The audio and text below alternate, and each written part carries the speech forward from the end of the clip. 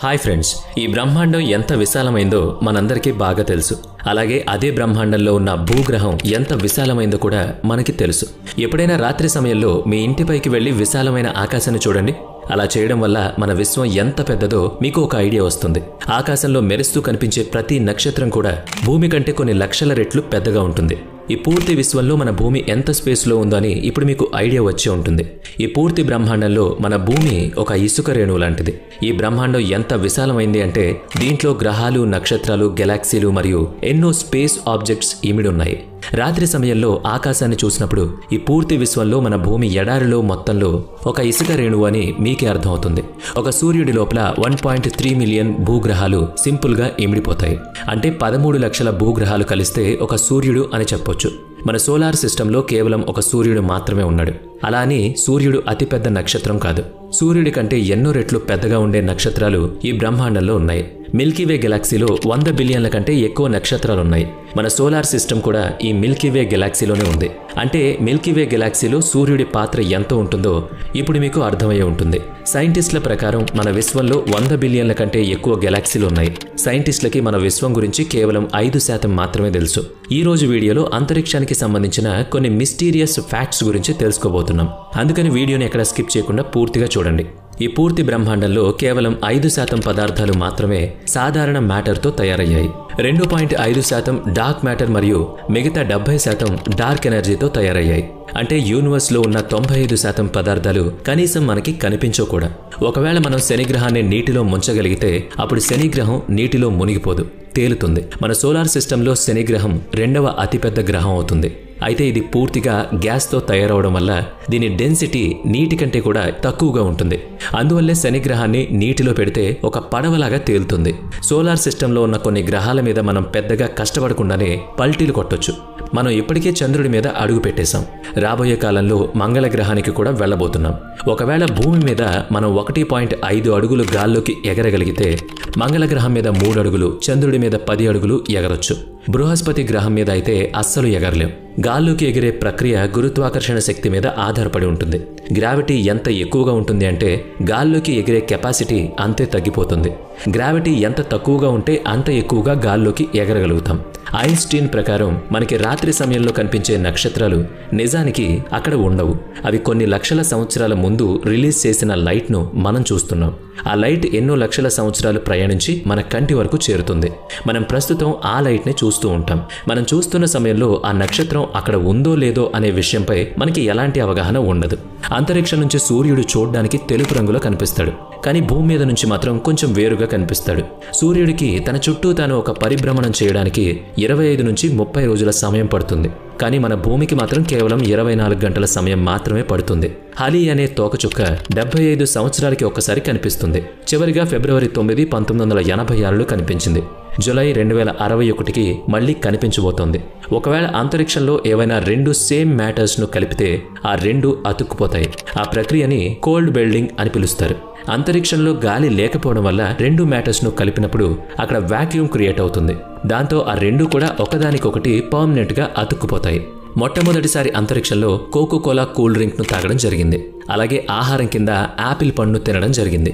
చంద్రుడి మీద పడే అచ్చులు లేదా గుర్తులు ఎప్పటికీ చెరిగిపోవు, ఎందుకంటే చంద్రుడి మీద గాలి ఉండదు. చంద్రయాన్ 3 మిషన్ ద్వారా పంపిన రోవర్ చంద్రుడి మీద ల్యాండ్ అయి మన జాతీయ జెండాలో ఉండే అశోక చక్రాన్ని అలాగే ఇస్రో లోగోను ప్రింట్ చేసింది.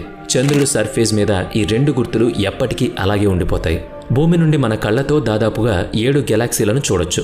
ఇప్పటి వరకు మనిషి పంపించిన అతిపెద్ద space machine international space station అవుతుంది. అతి ఖరీదైన మిషన్ కూడా ISSఏ అవుతుంది. ఇంటర్నేషనల్ స్పేస్ స్టేషన్ను అంతరిక్షంలోనే అసెంబుల్ చేశారు. అంతరిక్షంలో తిరుగుతున్న ISS భూమి మీద ఉన్న 90% జనాభాకి కనిపిస్తుంది. ISS వేగంగా కదిలే నక్షత్రంలా కనిపిస్తుంది. ఒకవేళ రాత్రి సమయంలో చూసినట్లయితే ప్రతి 2 గంటలకి ఒకసారి కనిపిస్తుంది. ISS కేవలం 92 నిమిషాల్లోనే భూమిని చుట్టి వస్తుంది. ప్రతి గంటకి దాదాపు 17,900 మైల్స్ వేగంతో ప్రయాణిస్తుంది. శని గ్రహం యొక్క ఉపగ్రహం అయిన టైటాన్ మీద న్యాచురల్ గ్యాసెస్తో నిండి ఉన్న మహాసముద్రాలున్నాయి. ఈ ఉపగ్రహం మీద భూమిలాగే నదులు కూడా ఉన్నాయి. మంగళ గ్రహం సర్ఫేస్ ఐరన్ ఆక్సైడ్తో తయారైంది. అందుకే ఈ గ్రహం ఎరుపు రంగులో కనిపిస్తుంది. ఏదైనా స్పేస్ మిషన్ భూమి గ్రావిటీ నుంచి బయటపడాలి అంటే ప్రతి సెకండ్కి 27.33 కిలోమీటర్స్ వేగంతో ప్రయాణించాల్సి ఉంటుంది. సూర్యుడి తర్వాత భూమికి అతి దగ్గరగా ఉండే నక్షత్రం ప్రాక్సిమా సెంచురీ అవుతుంది. మంగళగ్రహం మీద ఒలింపస్ మూన్ అనే పర్వతం మన పూర్తి సోలార్ సిస్టంలోనే అతి పెద్ద పర్వతం అవుతుంది. ఈ పర్వతం భూమి మీద ఉన్న మౌంట్ ఎవరెస్ట్ కంటే కూడా 3 రెట్లు పెద్దది. అంటే ఇది దాదాపుగా 24 కిలోమీటర్స్ ఎత్తు ఉంటుంది. న్యూట్రాన్ నక్షత్రాలు వేగం ఎంత ఎక్కువగా ఉంటుంది అంటే ఇవి కేవలం ఒక్క సెకండ్లోనే దాదాపుగా 500 రౌండ్లు తిరిగేస్తాయి. మన సోలార్ సిస్టంలో అత్యంత హాట్ ప్లానెట్ మెర్క్యూరీ అని చాలా మంది అనుకోవచ్చు, ఎందుకంటే అది సూర్యుడికి దగ్గరగా ఉంటుంది కాబట్టి. కానీ అత్యంత హాట్ ప్లానెట్ వీనస్ అవుతుంది. వీనస్ వాతావరణంలో కార్బన్ డైఆక్సైడ్ ఎక్కువగా ఉంటుంది మరియు 3.5% నైట్రోజన్ గ్యాస్ ఉంటుంది. అందువల్లే వీనస్ అత్యంత హాట్ ప్లానెట్ అవుతుంది. ప్రతి 18 రోజులకు ఒకసారి మన మిల్కీవే గెలాక్సీలో ఒక కొత్త నక్షత్రం పుడుతుంది. అంటే ఇప్పటికీ కూడా బ్రహ్మాండం పెరుగుతూనే ఉంది. గెలాక్సీలలో ఎన్నో రకాలుంటాయి. వాటిలో 3 ప్రముఖమైనవి. 1 ఆండకర్, 2 సర్పిల్ మరియు 3 ఎనిమేట్. మన మిల్కీవే గెలాక్సీ సర్పిల్ ఆకారంలో ఉంటుంది. నెప్ట్యూన్ యొక్క ఉపగ్రహం టైటాన్ మరియు నెప్ట్యూన్ల వెనుక నుండి పరిభ్రమణం చేస్తుంది. పూర్తి సోలార్ సిస్టమ్ కేవలం ఈ ఒక్క ఉపగ్రహం మాత్రమే ఇలా చేస్తుంది. మిగతా ఉపగ్రహాలకి దీని దిశ విపరీతంగా ఉంటుంది. సోలార్ సిస్టంలో భూమి తర్వాత లైఫ్ పాసిబుల్ అయ్యే గ్రహంగా మంగళగ్రహాన్ని చెప్పుకోవచ్చు. ఏదైనా ఒక నక్షత్రం బ్లాక్ హోల్ దగ్గరగా ప్రయాణిస్తే ఆ నక్షత్రం విచ్ఛిన్నం అయిపోవచ్చు. ఎందుకంటే బ్లాక్ హోల్ యొక్క గ్రావిటీ నక్షత్రాన్ని ముక్కలు ముక్కలుగా చేస్తుంది. న్యూట్రాన్స్ నక్షత్రాల యొక్క డెన్సిటీ ఎంత ఎక్కువగా ఉంటుందంటే ఒక స్పూన్ న్యూట్రాన్ నక్షత్రాల యొక్క బరువు మన భూమి మీద జనాభా బరువు కంటే ఎక్కువగా ఉంటుంది. అంతరిక్షం నుంచి భూమి మీదకు తిరిగొచ్చే ఆస్ట్రోనాట్ దాదాపు 2 ఇంచుల వరకు పొడవు పెరుగుతారు. ఎందుకంటే స్పేస్లో గ్రావిటీ లేనందువల్ల ఎముకల మీద ఎలాంటి ఒత్తిడి ఉండదు. అందువల్ల ఎముకల మధ్య గ్యాప్ పెరుగుతుంది. యురేనస్ ప్లానెట్ యొక్క 27 ఉపగ్రహాలకి విలియం షేక్స్పియర్ మరియు అలెగ్జాండర్ పాప్ క్రియేట్ చేసిన పాత్రల యొక్క పేర్లు పెట్టడం జరిగింది. మెర్క్యూరీ మరియు వీనస్ గ్రహాలకి ఒక ఉపగ్రహం కూడా లేదు. రాత్రి సమయంలో భూమి కంటే కూడా వీనస్ ఎక్కువగా మెరుస్తుంది. అలాగే అత్యంత ఎక్కువగా మెరిసే నక్షత్రం సిరియస్ ఏ అవుతుంది. ఇది సూర్యుడి కంటే 25 రెట్లు ఎక్కువగా మెరుస్తుంది.